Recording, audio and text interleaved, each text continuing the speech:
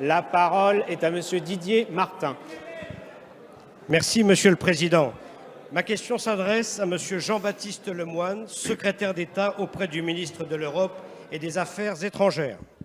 Monsieur le secrétaire d'État, lors du comité interministériel consacré au tourisme au mois de janvier 2018, Monsieur le Premier ministre indiquait sa volonté de renforcer les moyens de l'État consacrés au développement du tourisme français en métropole et en outre-mer.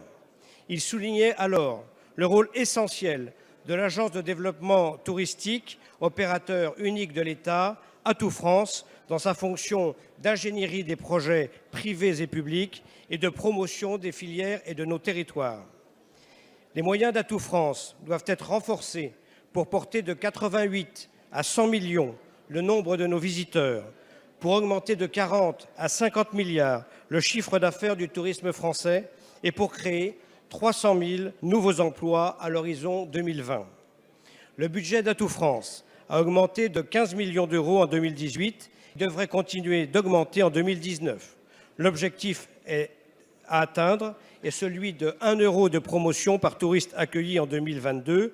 Je rappelle que chaque euro dépensé en promotion génère environ 7 euros de retombées économiques sur nos territoires et par conséquent 1,40 € de recettes de TVA supplémentaires pour chaque euro public investi.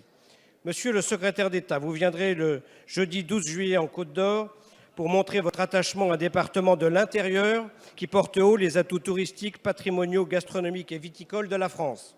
Pouvez-vous nous indiquer quelles sont vos priorités pour garantir l'efficacité de l'action d'Atout France afin d'en faire, comme l'indiquait Monsieur le Premier ministre, notre maison commune du tourisme et pour lui permettre de mutualiser encore davantage les moyens et les actions en faveur du tourisme français. Je vous remercie. Merci, Monsieur le député. La parole est à Monsieur Jean-Baptiste Lemoyne, secrétaire d'État auprès du ministre de l'Europe et des Affaires étrangères.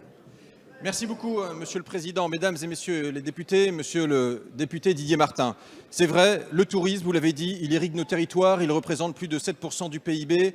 Et au moment où la saison estivale commence à battre son plein, je veux tirer un grand coup de chapeau à celles et ceux qui permettent l'accueil des nombreux estivants, qu'ils soient français ou internationaux. Les maîtres nageurs sauveteurs à Messanges, les hôteliers à Biarritz, l'hôtellerie de plein air aux Ormes, toutes celles et ceux qui se mettent en cadre pour faire en sorte que notre patrimoine, nos paysages soient effectivement le mieux valorisés et surtout que le service soit là avec le sourire. Alors, c'est vrai, Atout France est vraiment un outil qui est en plein dynamisme, qui a des moyens confortés pour pouvoir répondre à cette concurrence exacerbée que nous connaissons de la part de nombreuses destinations, notamment des destinations voisines comme l'Espagne. Alors, en termes de promotion internationale, l'État a rajouté 4,5 millions d'euros qui ont généré également des partenariats privés et publics avec les collectivités locales de l'ordre de 12 millions d'euros. Voilà un beau partenariat public-privé pour faire en sorte que la marque France soit toujours plus visible.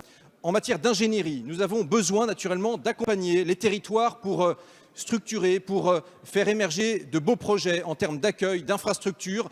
13 communes du littoral et de montagne sont accompagnées en termes d'ingénierie par Atout France, et ce n'est que le début d'un processus.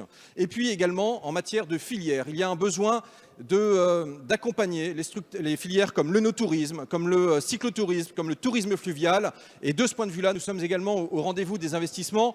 1,5 million d'euros vont être dégagés pour, par exemple, mettre l'accent aussi sur le no-tourisme, la gastronomie. 10 millions de touristes internationaux viennent découvrir nos caves, nos terroirs. Et là encore, Hervé Novelli est en train, nous l'avons missionné pour rédiger un nouveau plan stratégique pour cette filière. Nous sommes tout entiers mobilisés. C'est une politique partenariale qui doit unir les territoires et l'État.